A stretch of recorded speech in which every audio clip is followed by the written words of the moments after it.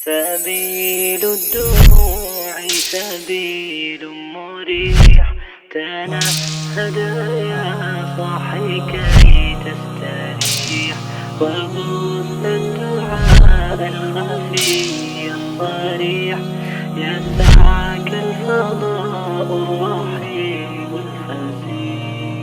بسم اللہ الرحمن الرحیم۔ اس سے پہلے جو باب گزرا تھا وہ حروف عاملہ کا باب تھا۔ اس میں ہم نے وہ تمام حروف ڈسکس کیے تھے جو حروف اسم کے اوپر داخل ہوتے ہیں، جو حروف فعل کے اوپر داخل ہوتے ہیں، رفع دیتے ہیں، نصب دیتے ہیں، جر دیتے ہیں، رفع دیتے ہیں، نصب دیتے ہیں، جزم دیتے ہیں۔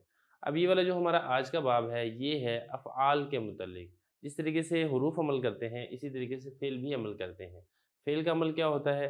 فعل رفع دیتا ہے، فعل نصب دیتا ہے، فعل جر نہیں دیتا۔ وہ کون سے افعال ہیں جو رفع دیتے ہیں، کون سے افعال ہیں جو نصب دیتے ہیں، اور ان کے اندر کیا تفصیل ہے وہ ہم انشاءاللہ اس پورے باب کے اندر ہم پڑھیں گے، اور اس کا پہلا سبق شروع کرتے ہیں۔ اس میں دیکھیں 7واں باب ہے افعال عاملہ۔ سبق نمبر 1 ہے فعل معروف، مجہول، لازم اور متعدی۔ اس میں جو پہلا سبق ہے اس میں فعل کی 2 تقسیمات بیان کی گئی ہیں۔ فعل کی پہلی تقسیم ہے معروف اور مجہول ہونے کے اعتبار سے، اور فعل کی دوسری تقسیم ہے لازم اور متعدی ہونے کے اعتبار سے۔ اب یہ معروف اور مجہول کیا ہوتا ہے، لازم اور متعدی کیا ہوتا ہے، اس کی تھوڑی تفصیل سمجھ لیں۔ پہلی بات تو یہ ہے کہ فعل 2 قسم پر ہے۔ نمبر 1 ہے فعل معروف اور نمبر 2 ہے فعل مجہول۔ تو فعل معروف کیا ہوتا ہے؟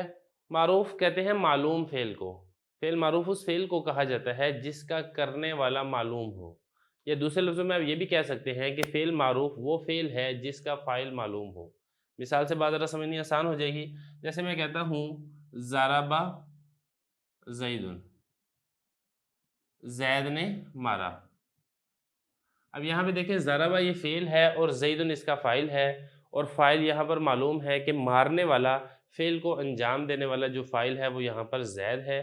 تو ہم یہ کہیں گے کہ ضربہ زیدن میں ضربہ فعل معروف ہے۔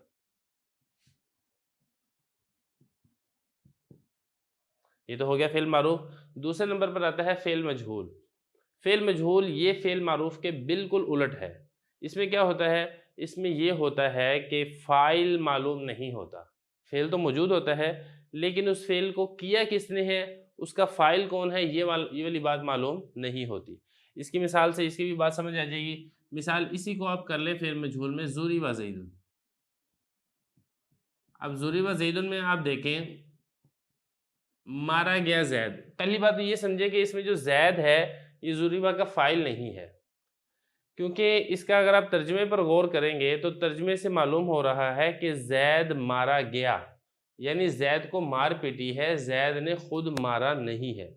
تو یہ فعل معروف نہیں فعل مجہول ہے، کیونکہ زید پہلی بات تو یہ اس کا فاعل نہیں ہے، تو پھر اس کا فاعل کون ہے ضربہ کا؟ لیکن جب زید مارا گیا ہے تو لازمی بات ہے کوئی مارنے والا ہے تبھی مارا گیا ہے نا، اور مارنے والا کون ہے اس کا یہاں پر اس جملے میں کسی قسم کا کوئی تذکرہ موجود نہیں ہے۔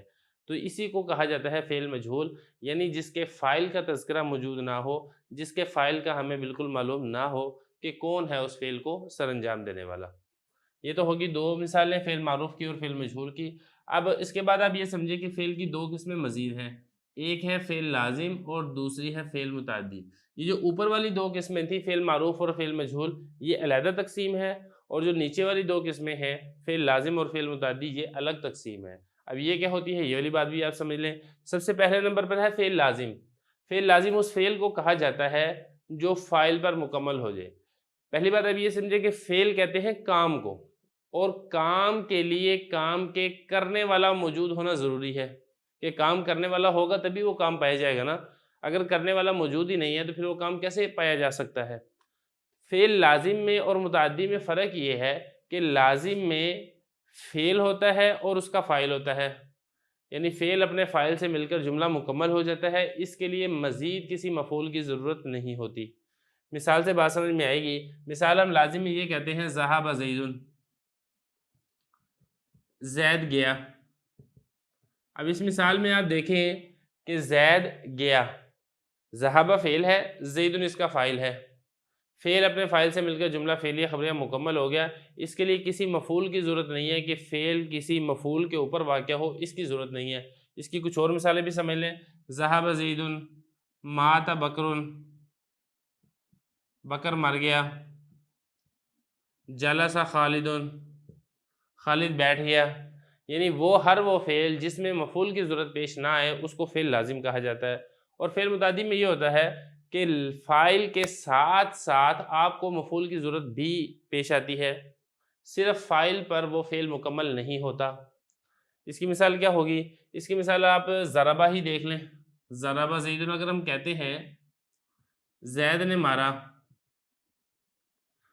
اب ضربہ زیدن میں جس طریقے سے ضربہ کے لیے مارنے والا موجود ہونا ضروری ہے، اسی طرح وہ شخص بھی موجود ہونا ضروری ہے جس کے اوپر مار واقع ہو رہی ہے، یا ہم کہیں کہ جس کو مار پڑ رہی ہے، یا ہم کہیں کہ جس کی پٹائی ہو رہی ہے۔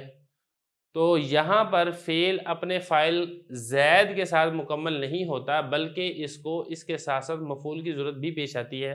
جب ہم یہ کہیں گے ضرب زید بکرن، زید نے بکر کو مارا ہے، اب یہ جملہ مکمل ہو رہا ہے کہ ضربہ فعل ہے، زیدن اس کا فاعل ہے اور بکرن اس کا مفعول ہے۔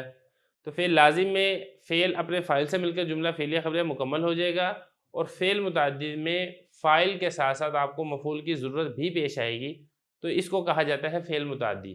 پھر اس میں ایک چیز اور ہوتی ہے کہ اگر اس کا ایک مفعول ہے تو ہم کہیں گے کہ متعدی ہے ایک مفعول کے ساتھ، اگر اس کے دو مفعول ہیں تو ہم کہیں گے متعدی ہے دو مفعولوں کے ساتھ، اگر اس کے تین مفعول ہے تو ہم کہیں گے متعدی ہے تین مفعولوں کے ساتھ۔ تو اس کے مفاعیل جو ہیں یا مفعول ہم کہیں وہ ایک سے زیادہ بھی ہو سکتے ہیں، لیکن بات یہی ہے کہ اگر مفعول ہے تو متعدی ہے، اگر مفعول نہیں ہے صرف فاعل ہے تو پھر اس کو فعل لازم کہا جائے گا۔ یہاں تک ہمارا آج کا سبق مکمل ہوتا ہے۔